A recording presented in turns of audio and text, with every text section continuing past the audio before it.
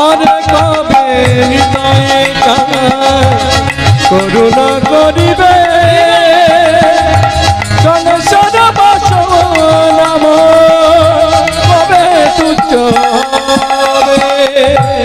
আরে কবে নিতাই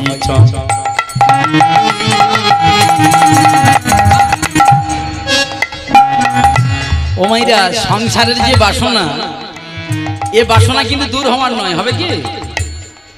সংসার জীবনটা এমন না এ বাসনা দূর হতে চাই না, কিন্তু দূর করতে পারে একজন, সে কে?